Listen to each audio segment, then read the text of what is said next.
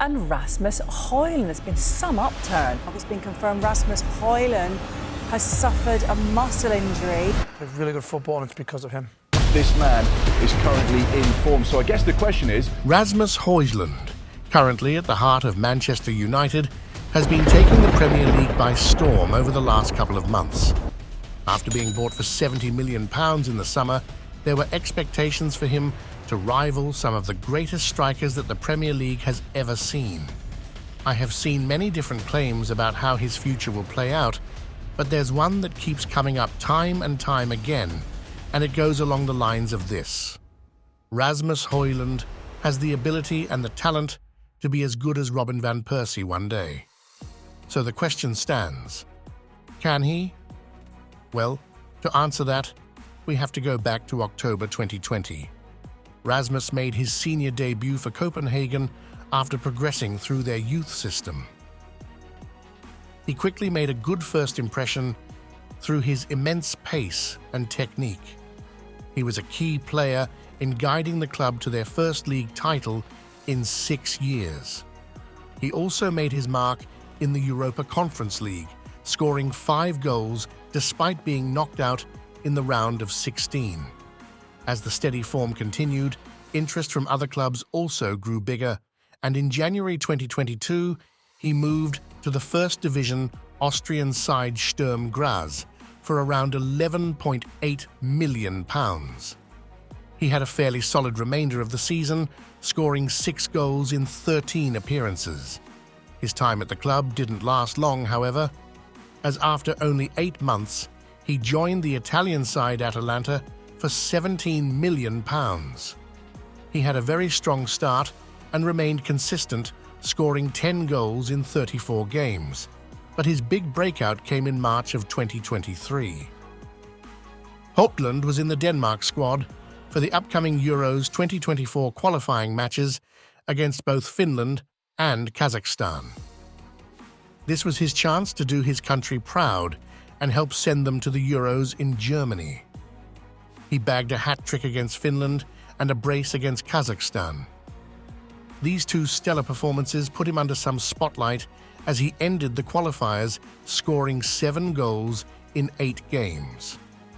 He remained at Atalanta for the remainder of the season with brilliant performances, game after game after game. Within a matter of 2 or 3 seasons, Hojlund had gone from a promising talent to an absolute powerhouse. He knew that he wouldn't stay at Atalanta in the summer, and after interest from many big clubs around the world, he decided to join Manchester United for a whopping £72 million. This made Rasmus the club's 6th most expensive transfer, all at the age of 20 years old. Now, I think it's safe to say there was a lot, and I mean a lot, of pressure mounted upon him from the get-go. He was compared to the likes of Haaland or Van Nistelrooy, or, as I'm talking about here, Robin van Persie. There were high expectations, and the odds were stacked against the young 20-year-old. He made his Premier League debut coming on in the 67th minute from Martial against Arsenal.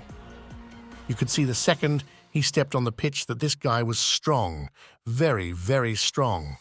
He would straight up wrestle with Gabriel and Sibi, trying to find space in order to score. Despite losing the game 3-1, he played well for his first ever Premier League performance. United's focus wasn't on the league, though. Instead, it was on the Champions League. As the team came out of the alliance, all eyes were on Rasmus Hojlund, with everybody asking the same question. Can he deliver? Well, lucky for them, he did exactly that. Rasmus managed to score just after half-time. However, it didn't help as Onana turned into what can only be described as, I couldn't even tell you. The team lost 3-4. However, despite this, Hojlund managed to finally show what he's worth as United continued through the Champions League, falling in the exact same pattern. The game would kick off, Rasmus would score, Onana would, still can't explain it, and they'd lose the game. And suspiciously, this happened nearly enough every single game. At the end of the group stages, Hojlund had 5 goals in 6 games. However, United still didn't manage to finish the group in first, second, or third.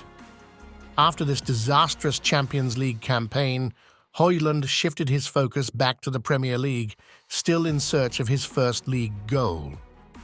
Days passed, then weeks, then months. After 15 games, Rasmus was still goalless, but that was until on the 26th of December 2023, a miracle happened. United faced Aston Villa in the league, with United needing a win to keep their hopes of qualifying for the Champions League alive. With only 26 minutes, United were down 2-0, and by the 55th minute mark, it was still 2-0 to Aston Villa. But that was when a moment of magic, known as Alejandro Granu, scored not once but twice to level the score. All they needed was one more goal. It was all to play for. United won a corner. Bruno drives it into the box, and what do you know, on the other side of that delivery was Rasmus Hojlund. At last, he had done it. But this wasn't just a one-off goal. Oh no, 2 weeks later, he scored against Spurs, then against Newport, then against Wolves, then against West Ham, then again against Villa, and to top it all off, a brace against Luton.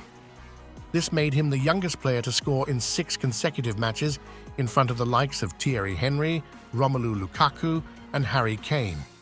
However, this was all to come to an end as he picked up an injury, ruling him out for a few weeks. And that's where we're at today. So the question still stands, can Rasmus be as good or potentially even better than Van Persie one day? Now, you might have different opinions, but personally my answer is yes. Let me explain. Now, there are lots of different things we can talk about, but I'll start with the kind of friendship Rasmus and Van Persie already have. You see, for the last few months, Van Persie has been working in Carrington as he's been working towards his UEFA coaching license.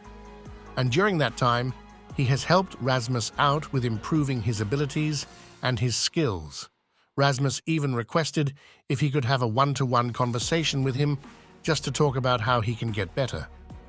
Since that conversation, Rasmus has gone from scoring 0 in 15 to scoring 6 in only 7 games. Whatever Van Persie told him clearly had a lot of value. Let's now move on to his actual attributes. If I asked you what attributes a striker needs in order to succeed, what would you say? You'd probably maybe say pace, technique, shot power, composure, or maybe even strength. But the beauty of this is Rasmus ticks every single one of these boxes.